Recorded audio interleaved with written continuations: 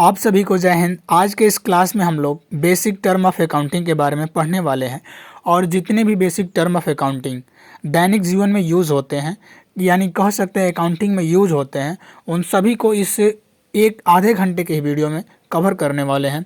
तो चलिए आगे बढ़ते हैं और देखते हैं सबसे पहला बेसिक टर्म ऑफ अकाउंटिंग हमारा क्या होगा। आपको डिस्क्रिप्शन में दिया गया है, देख लेते हैं इसमें पढ़ना क्या है हम लोग को। तो आगे बढ़ते हैं और देखते हैं कि पढ़ना क्या है। टेबल ऑफ कंटेंट आपके सामने होगा। टेबल ऑफ कंटेंट में पहला होगा लेन देन, जिसे बोलते हैं ट्रांजैक्शन। ओके, लेन देन ट्रांजैक्शन। आप लोग लेन देन का तो दैनिक जीवन में यूज करते हैं, डेली करते हैं, लेकिन इसके बारे में अभी आप आज तक आपने सोचा नहीं कि होता क्या है, तो आपको आज बताया जाएगा। अगला होगा हम लोग का पूंजी, कैपिटल क्या होता है, व्यापार में पूंजी क्या होता है, कैपिटल क्या होता है। अगला हम लोग देखेंगे दायित्व, लायबिलिटीज क्या होती है। ओके, व्यापार में दायित्व क्या होता है। अगला हम लोग देखेंगे व्यापार आखिर क्या होता है। अगला देखेंगे गुड्स यानी माल किसे कहते हैं। ओके, तो कंप्लीट इसमें आपको बताया जाएगा डिटेल। तो बढ़ते हैं अपने पहले टॉपिक पे और सबसे हम लोग स्टार्ट करेंगे पहला व्यापार से, यानी व्यापार होता क्या है, बिजनेस से। ओके, तो व्यापार से स्टार्ट करेंगे। व्यापार होता क्या है। देखिए, व्यापार वो समस्त कार्य होता है, वह समस्त कार्य व्यापार कहलाता है जो हम लाभ कमाने के उद्देश्य से कोई काम करते हैं। व्यापार वो सभी काम हो जाएगा जो जिसमें आपका उद्देश्य होगा कि हमको अधिक से अधिक लाभ कमाना है। कोई भी कार्य, जैसे आप मान लीजिए सिंपल सी बात है, अगर आप पढ़ाई कर रहे हैं, पढ़ाई किस लिए कर रहे हैं, क्या करेंगे, तो आप जाकर कहीं नौकरी करेंगे। कहीं भी नौकरी अगर करते हैं, आप अगर टैली के थ्रू जाएंगे तो किसी न किसी व्यापारी के यहाँ जाएंगे। जो व्यापारी क्या करेगा, कोई गुड्स को खरीदेगा, उस गुड्स को खरीद कर बेचेगा। अगर वही काम आप खुद करें तो आप व्यापारी हो जाएंगे। ठीक, तो कोई भी ऐसा काम जिसका उद्देश्य क्या हो, लाभ कमाना हो, लाभ कमाना हो, उसे हम क्या कहते हैं, व्यापार कहते हैं। ओके, तो सिंपल सी बात है, आप समझ जाएंगे। डेफिनेशन इसका हम लिखे, आप लोग देखिएगा। डेफिनेशन क्या होगा, व्यापार, व्यापार बिजनेस जब कोई कार्य जिसका मुख्य उद्देश्य क्या होता है, लाभ प्राप्त करना हो, उसे व्यापार कहा जाता है।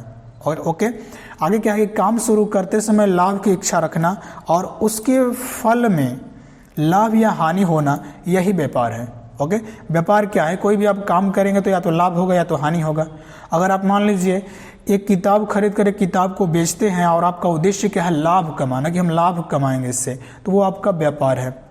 ठीक है, आशा करते हैं कि व्यापार के बारे में आप लोग क्लियर होंगे। दूसरा बढ़ते हैं, दूसरा हम लोग का टॉपिक होगा, अगला होगा हमारा लेन देन। लेन देन क्या होता है, तो लेन देन देखिए आप लोग दैनिक जीवन में डेली करते हैं। प्रतिदिन आप कोई वस्तु खरीदते हैं और उस वस्तु के बराबर मूल्य आप दुकानदार को देते हैं।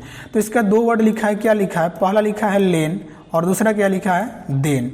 तो लेन और देन का अर्थ क्या हो जाएगा, लेन का सीधा अर्थ समझिए क्या है, लेन मतलब लेना, देन मतलब देना।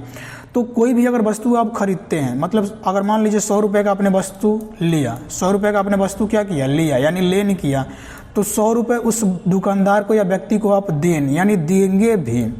तो जो भी दैनिक जीवन में हम वस्तु का आदान प्रदान करते हैं, ओके, उस वस्तु का जो आदान प्रदान या पैसों का आदान प्रदान करते हैं, उसे हम ट्रांजैक्शन कहते हैं, लेन देन कहते हैं। ओके, जैसे आपने 5 रुपये का पेन खरीदा तो उस दुकानदार को आपने क्या दिया, 5 रुपये दिया, पेन आपने लेकर आ गए। ओके, ये हमारा क्या हुआ, ट्रांजैक्शन, लेन देन हुआ। ओके, डेफिनेशन इसका लिखे हैं, आप लोग देख लीजिएगा। क्या डेफिनेशन लिखा गया है कि किसी वस्तु के लेन देन या क्रय विक्रय को सौदा या लेन देन कहा जाता है। कोई भी वस्तु है, उस वस्तु के लेन देन या क्रय विक्रय जो होता है या सौदा को लेन देन, है ना, इसका हिंदी नाम आप समझ सकते हैं क्या होता है, सौदा या लेन देन कहा जाता है। लेन देन नगद या उधार हो सकता है। ओके, यानी अगर नगद, यहाँ पे नगद भी उधार हो सकता है और उधार भी हो सकता है। जैसे आपने 5 रुपये का पेन खरीदा और बोलेंगे कि 5 रुपये हमारे पास नहीं है, तो क्या हो जाएगा, नगद, उधार हो जाएगा। अगर 5 रुपये उसी समय आपने दे दिया तो वो आपका नगद हो जाएगा। ओके, और अगला क्या होता है, इस लेन देन के द्वारा बैलेंस शीट और प्रॉफिट और लॉस आदि पर प्रभाव पड़ता है। जो हम लोग लेन देन करते हैं, इससे हमारा balance sheet, profit and loss भी तैयार होता जाता है। ठीक है, लेन देन क्लियर हुआ ऐसा है। आगे बढ़ते हैं, अगला होगा हम लोग का पूंजी। देखिए पूंजी, कैपिटल, पूंजी इसका इंग्लिश वर्ड है कैपिटल, तो आपको कैपिटल ही लिखा आएगा। कैपिटल होता क्या है, तो कैपिटल सीधा सा अर्थ समझिएगा, बिजनेस ओनर यानी बिजनेस का मालिक जिस रुपए से व्यापार को प्रारंभ करता है, बिजनेस का मालिक जितने रुपए से व्यापार को प्रारंभ करता है वो रुपए ही उसका पूंजी कहलाता है। ओके, जैसे मानते हैं यहाँ पे कि राम ने 1 लाख रुपए से बिजनेस स्टार्ट किया, रुपए 1 लाख से क्या किया, बिजनेस स्टार्ट किया। 1 लाख से जब बिजनेस स्टार्ट करेगा तो ये 1 लाख रुपए राम का क्या होगा, कैपिटल होगा। ओके, तो याद रखिएगा क्या होता है, पूंजी क्या होता है कि किसी ओनर द्वारा, व्यापार के ओनर कह सकते हैं, बिजनेस ओनर द्वारा जब भी कोई व्यापार स्टार्ट किया जाता है उसमें जितना भी पूंजी लगाया जाता है, जितना भी पैसा उस व्यापार को प्रारंभ करते वक्त लगाया जाता है वो उस व्यापारी का कैपिटल कहा जाता है, जिसे पूंजी कहा जाता है। ओके, आगे लिखा गया आप देख सकते हैं कि वह धन जो किसी व्यवसाय को करने के लिए व्यवसाय स्वामी द्वारा लगाया गया है पूंजी कहलाता है, कैपिटल कहलाता है। इस पूंजी के द्वारा ही व्यवसाय में कच्चा माल, मशीन आदि को खरीदा जाता है। आप समझ रहे हैं, कच्चा माल मतलब रॉ मटेरियल को खरीदेगा, मशीनरीज खरीदेगा इत्यादि, जो भी फर्नीचर खरीदेगा, जो भी उसको खरीदना होगा, लैंड बिल्डिंग जो भी खरीदना होगा वो खरीदेगा बिजनेस को प्रारंभ करने के लिए।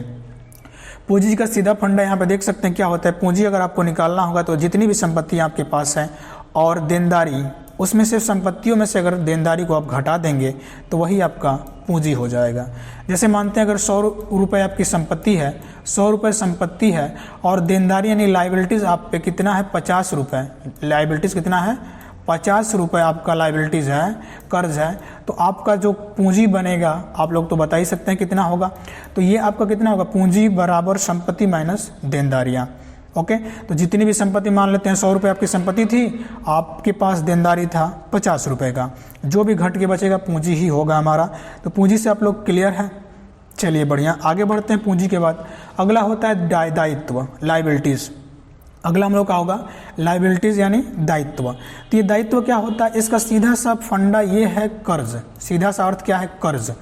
कर्ज ओके, आपका जितने रुपए आप कर्ज लिए हैं वो सब आपकी लाइबिलिटीज़ है। लाइबिलिटीज़ मतलब दायित्व है, कभी ना कभी उस पैसे को चुकाना ही है।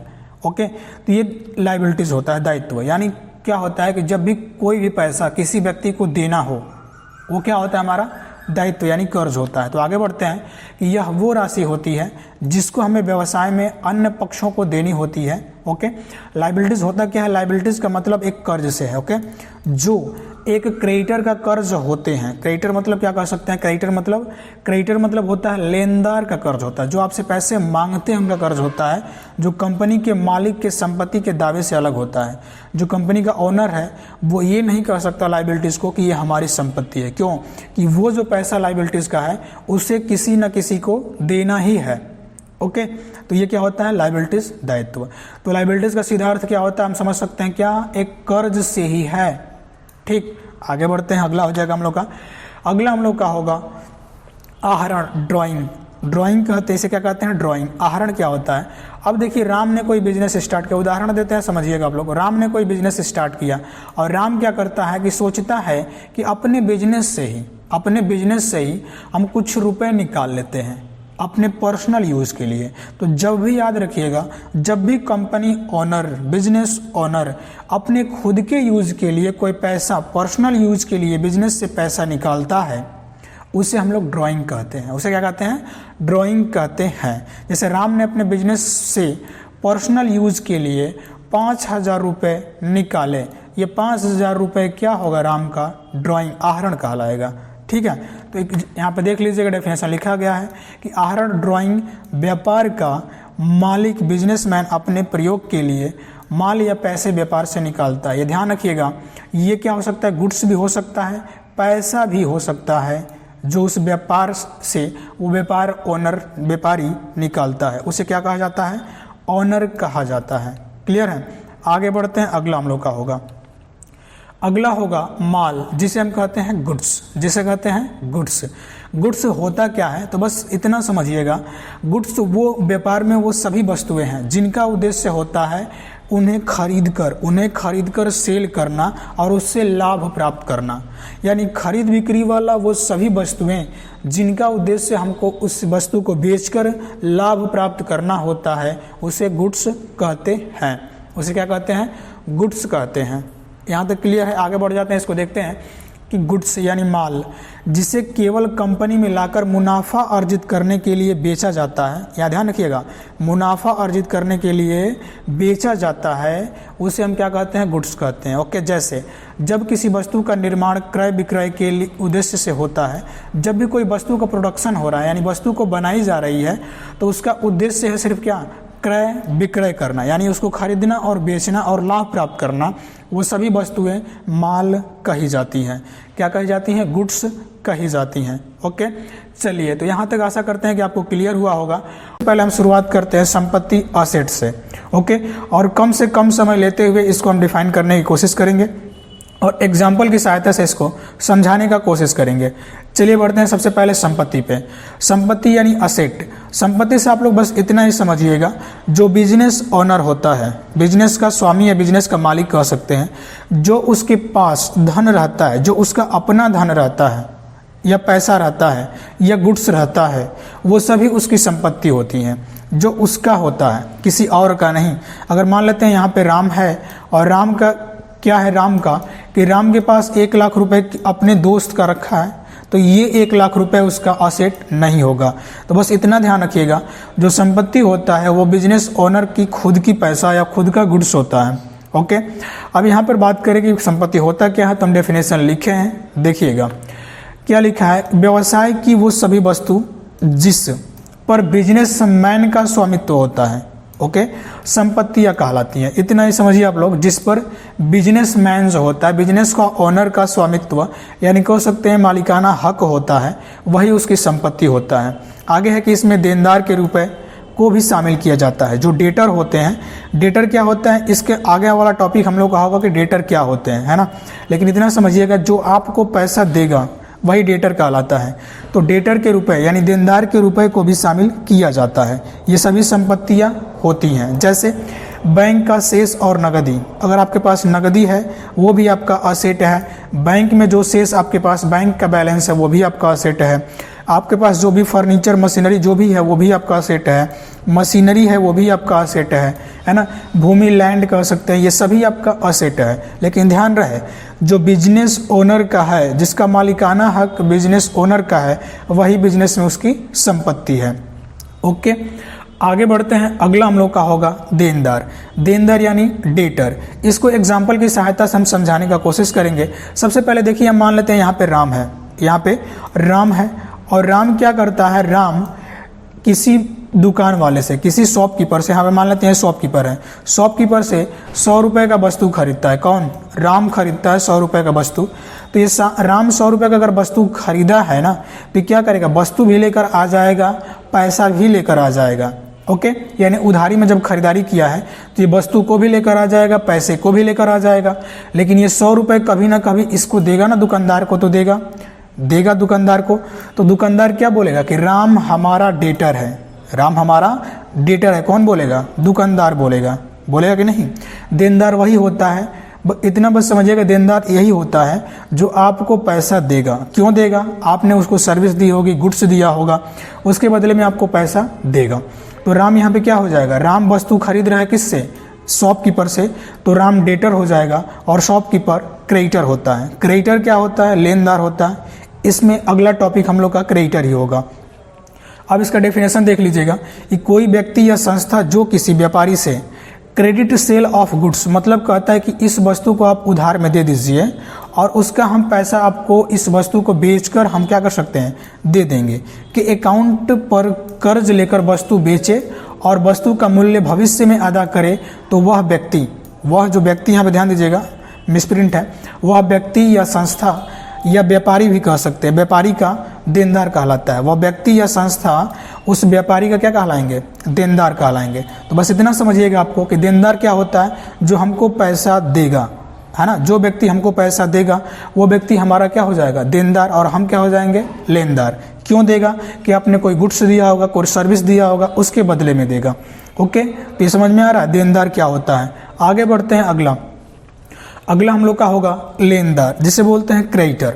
आपको एग्जाम्पल दिए थे, वहीं पे राम क्या हो जाएगा, राम हो जाएगा देनदार, और शॉपकीपर की बात कीजिए तो शॉपकीपर क्या हो जाएगा, लेनदार। ओके, क्रेडिटर हो जाएगा। इसका डेफिनेशन हम लोग देख लेते हैं। कोई व्यक्ति या संस्था जो किसी व्यापारी से क्रेडिट सेल ऑफ गुड्स के अकाउंट पर कर्ज लेकर वस्तु बेचे, तो वस्तु बेचने वाला व्यापारी गुड्स खरीदने वाला व्यापारी, वस्तु बेचने वाला जो व्यापारी होगा, वस्तु बेचने वाला व्यापारी गुड्स खरीदने वाला व्यक्ति या संस्था, फर्म, कंपनी, निगम आदि का क्रेडिटर होता है। क्रेडिटर कौन होगा, व्यापारी होगा। कहने का मतलब क्या है कि क्रेडिटर लेनदार वो व्यक्ति होता है, व्यापार में लेनदार वो व्यक्ति होता है जो पैसा लेगा, है ना, जो पैसा मांगता है। अगर आप किसी से पैसा मांगते हैं तो आप लेनदार हो जाएंगे, और सामने वाला पार्टी जो आपको पैसा देगा वो देनदार हो जाएगा। यहाँ तक क्लियर है। चलिए, इसका हिंदी नाम याद रखिएगा लेनदार, इंग्लिश नाम होता है क्रेडिटर्स। ओके, अगला देखते हैं। अगला होगा रहतिया। अगला क्या है, रहतिया। ओके, अभी रहतिया क्या होता है, रहतिया के बारे में हम लोग चर्चा करते हैं। रहतिया होता क्या, जिसको बोलते हैं का स्टॉक। स्टॉक क्या होता है कि मान लीजिए कोई भी व्यापारी है, वो बहुत सारा सामान खरीद कर ला दिया। एग्जाम्पल लेते हैं कि राम ने 100 सामान खरीदा, 100 मान लीजिए पुस्तक खरीदा, जिसमें से 50 ही बिक पाई इस साल, तो 50 क्या कहेगा, स्टॉक, यानी 50 कहेगा राम, 50 की स्टॉक में बचा है। राम क्या कहेगा कि 50 हमारे स्टॉक में है, यही कहेगा ना। तो याद रखिएगा, ये क्या होता है कि हमारा जो फाइनेंशियल ईयर है, यानी वित्तीय वर्ष जो है, उसमें कोई भी वस्तु बेचने के लिए रखी गई है, अभी वो पूरी तरह बिकी नहीं है, उसे हम क्या बोलेंगे, स्टॉक बोलते हैं। डेफिनेशन देख लेते हैं कि रहतिया स्टॉक जो माल व्यापारी के पास अकाउंट बंद करने की तिथि तक बिना प्रयोग किए हुए, बिना बिके हुए रखा होता है, उसे हम रहतिया स्टॉक कहते हैं। ओके, अकाउंट क्यों बंद करेगा, तो मान लीजिए अगर 1 साल पे अकाउंट बंद करेगा तो फाइनेंशियल ईयर उसका 1 अप्रैल होता है, 1 अप्रैल से 31 मार्च तक फाइनेंशियल ईयर होता है। ओके, जो 1 साल का होता है। मान लीजिए अभी क्या चल रहा, 2022 चल रहा, तो ये फाइनेंशियल ईयर अगर बात किया जाए तो अभी ये फाइनेंशियल ईयर कब से स्टार्ट होगा, 1 अप्रैल 2022 से 31 मार्च 2023 तक, 1 साल का। तो उस अकाउंट बंद करने की तिथि तक बिना प्रयोग किए हुए या बिना बिके हुए रखा होता है, वो स्टॉक कहलाता है। आगे बढ़ते हैं, अगला टॉपिक होगा हमारा बैड डेब्ट्स, अशुद्ध ऋण। बैड डेब्ट्स क्या होते हैं, डेब्ट्स मतलब समझ लीजिएगा, यहाँ पे बैड डेट्स क्या होते हैं, जो भी देनदार हैं आपके, जो भी देनदार है वो पैसा आपका किसी कारणवश नहीं देते हैं, या पैसा खाकर बैठ जाते हैं, आपका पैसा नहीं देते हैं, तो बैड डेट्स कहलाते हैं। ओके, यहाँ तक क्लियर है। इसका डेफिनेशन आप देख लीजिएगा कि जब उधार दिया हुआ धन किसी प्रकार प्राप्त नहीं होता है, या वो कोई भी डेटर है, कोई व्यक्ति है जो आपका पैसा लेकर नहीं देता है, वो बैड डेब्ट्स होगा।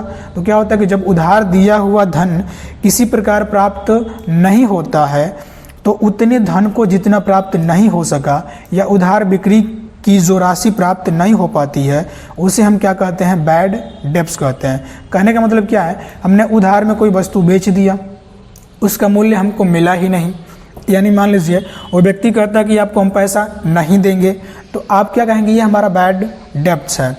ओके, चलिए, अब यहाँ पे बैड डेट्स मतलब अशुद्ध ऋण कह सकते हैं। आगे बढ़ते हैं, अगला टॉपिक हम लोग का होगा, अगला होगा खर्च यानी एक्सपेंस और एक्सपेंडिचर। एक्सपेंस और एक्सपेंडिचर में अंतर होता है। जनरली लोग इसी का प्रयोग कर देते हैं कि ये हमारा एक्सपेंस और एक्सपेंडिचर दोनों है, लेकिन ये दोनों में अंतर होता है ना। ये हम लोग एक्सपेंडिचर के बारे में अगले नेक्स्ट वीडियो में चर्चा करेंगे, लेकिन एक्सपेंस के बारे में हम लोग देखते हैं। एक्सपेंस क्या होता है कि जो हम दैनिक खर्चा करते हैं।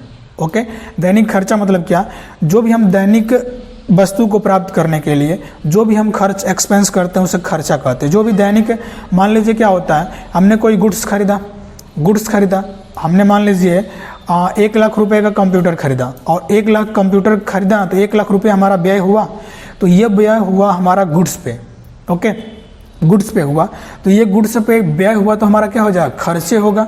अब खर्च होता कि यहाँ पे देखिएगा, व्यवसाय में रेवेन्यू प्राप्त करने के लिए किया जाने वाला कोई भी भुगतान खर्च कहलाता है। ओके, अब रेवेन्यू क्या होता है कि जिस वस्तु को जितना में हम बेच देते हैं, कोई वस्तु को जितना में हम बेच दें वो हमारा रेवेन्यू होता है। यानी हमने 100 रुपये का कोई वस्तु बेच दिया, यहाँ पर लाभ हानि कंसीडर नहीं होता है, यानी 100 रुपये का हमने वस्तु बेचा, वही हमारा रेवेन्यू होता है।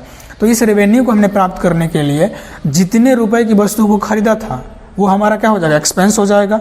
ओके, खर्च कहलाता है। इसके अतिरिक्त संपत्ति, सेवाएं, माल प्राप्त करने के लिए किया जाने वाला कोई भी भुगतान खर्च कहलाता है ना।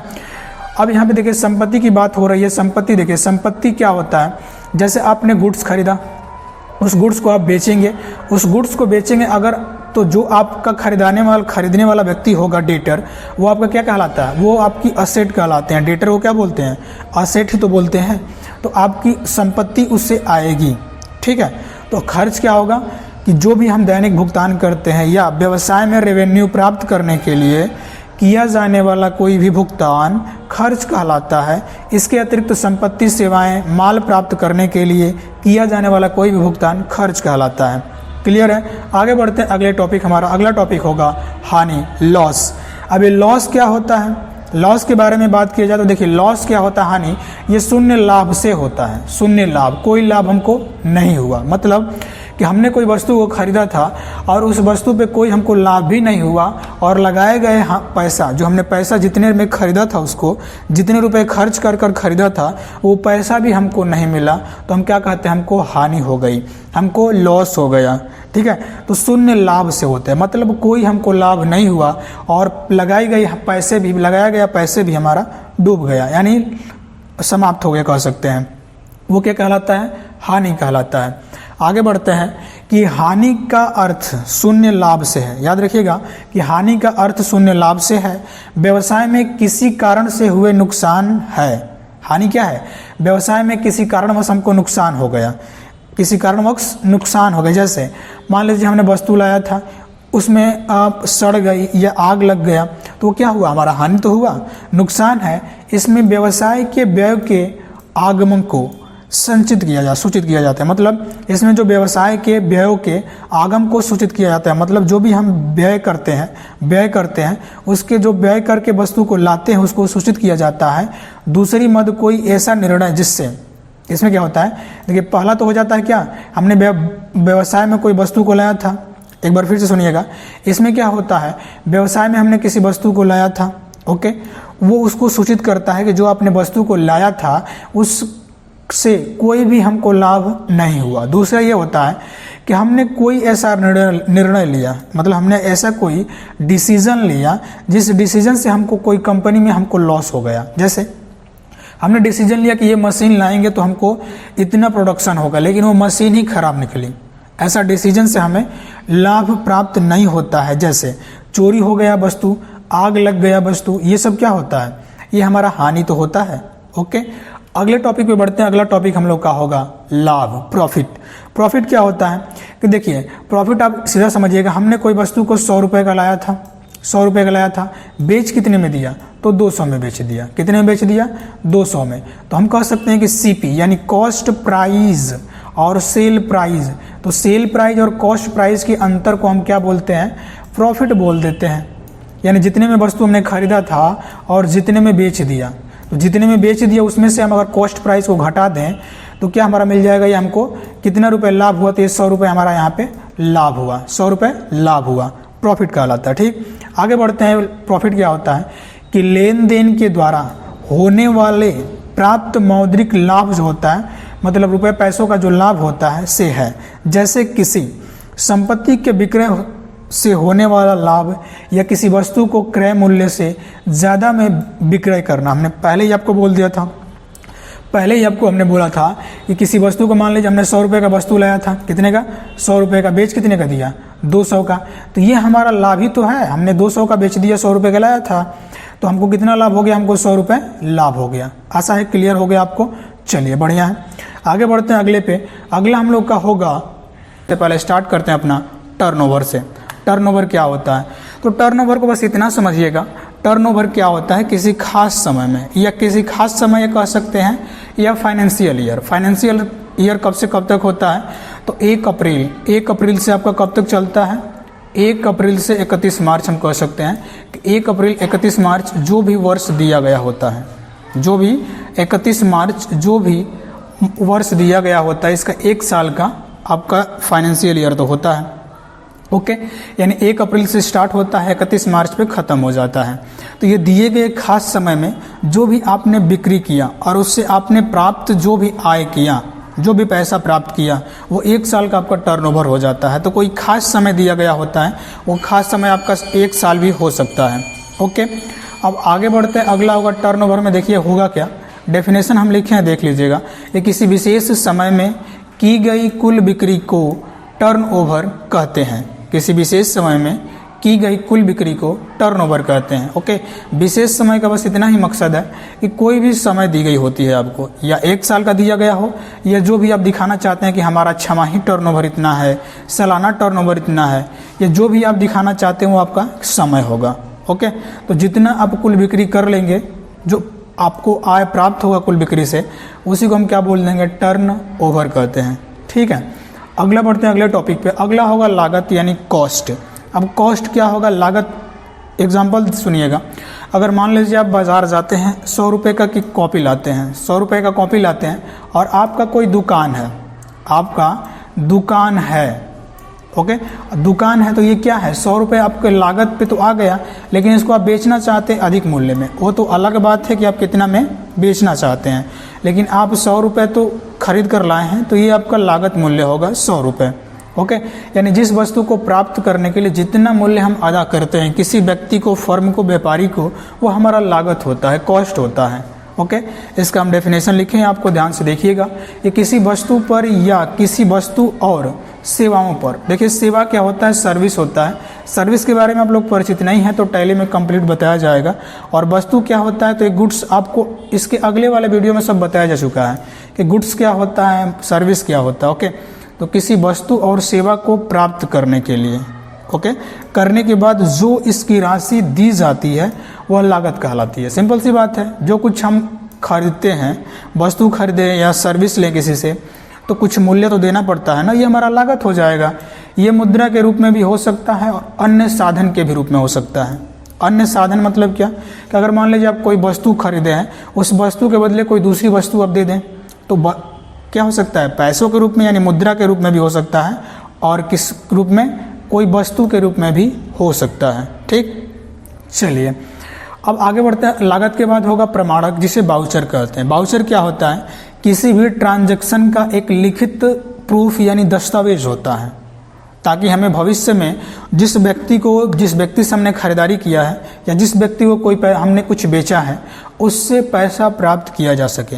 तो याद रखिएगा, जो भी हम ट्रांजैक्शन करते हैं, लेन देन का लिखित प्रमाण होता है हमारा वाउचर होता है। ठीक, ओके, वाउचर मतलब इतना समझिएगा ना, जैसे आप लोग कॉपी नोट्स बनाते होंगे ना, जैसे अकाउंटिंग का आपका कॉपी होगा, टैली का होगा, मतलब अलग अलग सब्जेक्ट का कॉपी तो होगा। उस कॉपी में वो विषय, वो कॉपी जो होगा आपका एक खास विषय के लिए होगा। मान लीजिए यहाँ पे आपने मैथ का कॉपी बनाया, तो मैथ वाले में तो सिर्फ मैथ ही लिखेंगे ना। ओके, वो अलग बात है कि आप रफ कॉपी बनाएंगे तो सब लिख देंगे। ठीक है, तो जर्नल वाउचर होता है। लेकिन अगर मान लीजिए आपने परचेज किया तो परचेज का वाउचर बनता है, सेल किया तो सेल का वाउचर बनता है, पेमेंट किया तो पेमेंट का वाउचर बनाते हैं। तो अलग अलग वाउचर होता है। इन सभी वाउचर के बारे में हम लोग टैली में बढ़िया से पढ़ेंगे। तो यहाँ पे देख लीजिए प्रमाणक होता क्या है, वाउचर होता क्या है। आशा करते हैं कि आपको क्लियर हुआ होगा। डेफिनेशन लिखना होगा तो आप लिख सकते हैं। वाउचर किसी ट्रांजैक्शन के संबंध में एक लिखित डॉक्यूमेंट होता है। जब वस्तु का क्रय, विक्रय या धन का लेन देन किया जाता है तो उसको प्रूफ करने के लिए जो डॉक्यूमेंट तैयार किया जाता है उन्हें वाउचर कहा जाता है। ठीक है, अब आगे बढ़ते हैं। वाउचर अगला होता है अकाउंट, खाता। खाता क्या होता है कि जब भी कोई लेन देन किया जाता है तो उसमें किसी व्यक्ति के नाम से, किसी संस्था के नाम से, किसी फर्म के नाम से एक अकाउंट तैयार किया जाता है, जिसे हम खाता कह सकते हैं। जैसे हम यहाँ पे आप को दिखा सकते हैं यहाँ पे कि मान लीजिए राम नाम का व्यक्ति है। ये राम अपने व्यापार में 1 लाख रुपए का कुछ वस्तु खरीदा है। तो कोई वस्तु मान लेते हैं कंप्यूटर ही खरीदा है। तो कंप्यूटर जब खरीदा ये है, तो कंप्यूटर खरीदा तो क्या करेगा, एक खाता, अकाउंट तो बनाएगा ना। अब ये अकाउंट कितनी प्रकार के होते हैं आगे आपको बताया जाएगा। राम हो जाएगा पर्सनल अकाउंट होता है। तो ये राम क्या करेगा, कंप्यूटर के नाम से एक बनाएगा खाता, दूसरा कैश के नाम से खाता बनाएगा, यही बनाएगा ना। तो देखिए यहाँ पे होता खाता क्या है, खाता बस इतना समझिएगा, किसी व्यक्ति के नाम जो भी ट्रांजैक्शन होता है उसका नाम लिखना ही अकाउंट कहलाता है।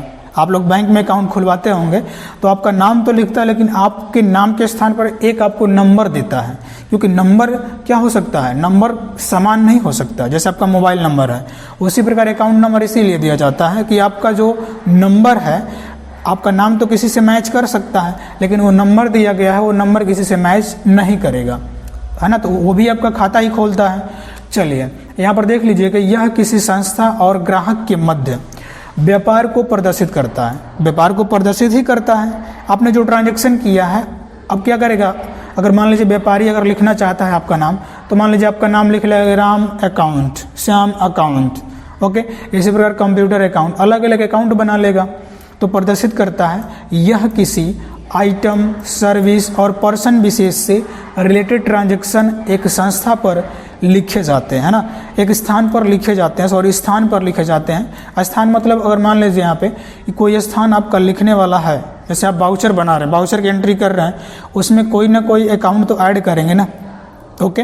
परचेज का आप बाउचर बना रहे हैं तो उसमें परचेज अकाउंट ऐड करना पड़ेगा आपको, ठीक है, तो वो एक आपका स्थान हो जाएगा, पर लिखे जाते हैं। तो यह उस आइटम, सर्विस और पर्सन विशेष का खाता कहलाता है। ये अलग बात है कि आइटम का स्टॉक आइटम हम लोग टैली में बनाते हैं, स्टॉक आइटम बनाते हैं, सर्विस के भी नाम से हम बना देते हैं, स्टॉक आइटम बनाते हैं, पर्सन के नाम से हम लोग लेजर बना देते हैं, लेकिन अकाउंट तो सभी के नाम से बनता है ना, खाता, ओके। अगला बढ़ते हैं क्रय। परचेज क्या होता है, तो परचेज देखिए होता क्या है, परचेज की अगर बात की जाए तो परचेज और सेल। परचेज क्या होगा, जब भी कोई वस्तु का मालिकाना हक आप अपने ऊपर स्थानांतरित करते हैं, यानी मालिकाना हक आप अपने आप प्राप्त करते हैं और उसका मूल्य आप उस व्यापारी को, उस संस्था को दे देते हैं, तो हमारा परचेज कहलाता है, ओके, परचेज कहलाता है। अगर बात की जाए कि परचेज, तो यहाँ पर देख सकते हैं कि व्यापारी जिस गुड्स सर्विस को व्यापार में खरीदने को, व्यापारी जिस गुड्स सर्विस को व्यापार में खरीदने को परचेज कहलाता है। मतलब कोई भी गुड्स सर्विस खरीद लिया है व्यापारी, वो गुड्स या सर्विस खरीदा है, उसको हम क्या बोलेंगे, परचेज कहेंगे, है ना। और परचेज करने पे क्या होता है, वस्तु का मालिकाना हक, यानी हमने परचेज किया तो हम अपने ऊपर स्थानांतरित कर लेंगे, यानी मालिकाना हक हमारा हो जाएगा। उस वस्तु के मूल्य के बराबर हम उस व्यापारी को या व्यक्ति को पैसा देंगे, तो परचेज होता है। लेकिन परचेज भी यहाँ पे दो भागों में हम लोग बांटे हैं। पहला परचेज हो जाएगा यदि क्रय नगद किया जाता है तो नगद क्रय, मतलब कैश परचेज होगा, और यदि उधार किया जाता है तो क्रेडिट परचेज होगा, ठीक है, उधार क्रय कहा जाता है, ठीक है। क्रय के बाद हम बढ़ते हैं, अगला होगा विक्रय, जिसे सेल्स कहा जाता है। सेल्स का सिंपल सा अर्थ है, अगर मान लीजिए आप ही व्यापारी हैं तो आप क्या करेंगे, कोई वस्तु का मूल्य किसी अन्य व्यक्ति को, कोई वस्तु का मूल्य आप किसी अन्य व्यक्ति से प्राप्त करेंगे और उस वस्तु का जो मालिकाना हक होगा आप उस व्यक्ति के पास ट्रांसफ़र करेंगे, उसको दे देंगे, वो आपका क्या होगा, विक्रय होगा, सेल्स होगा। यानी कोई भी वस्तु आप बेच देते हैं वो आपका विक्रय होता है। आगे बढ़ते हैं कि व्यापारी जिस गुड्स सर्विस को व्यापार में बिक्री को, ओके ना, बिक्री करे, उसको हम क्या कर देते हैं, तो यहाँ पर ध्यान रखिएगा, व्यापारी जिस गुड्स सर्विस को व्यापार में बिक्री करे, बिक्री यहाँ पे करे, उसे हम क्या कहते हैं, बिक्री करे, उसे हम क्या कहते हैं, विक्रय कहा जाता है। बिक्री को विक्रय कहा जाता है। यह बिक्री यदि नगद होती है तो नगद विक्रय, और यदि उधार होती है तो उधार, तो क्या होता है, उधार होती है तो क्या कहलाता है यहाँ पे, उधार, यहाँ पे ध्यान रखिएगा, उधार कहा जाएगा, उधार क्या कहा जाएगा, उधार कहा जाएगा, है ना। यहाँ पे मिस टाइप हो गया, मतलब टाइप गलत हो गया, उधार कहा जाता है, ठीक है। ये फंड का दिक्कत होता है, ठीक है ना, उधार हमने लिखा है तो हार लिख दिया है, तो उधार विक्रय कहा जाता है, ठीक है ना। चलिए अगला हो जाएगा हम लोग का आगम, रेवेन्यू। रेवेन्यू क्या होता है, तो रेवेन्यू की अगर बात किया जाए तो रेवेन्यू देखिए क्या होता है, किसी वस्तु को जितने में आप बेच दें या जितना भी आपको आय प्राप्त हो रहा है।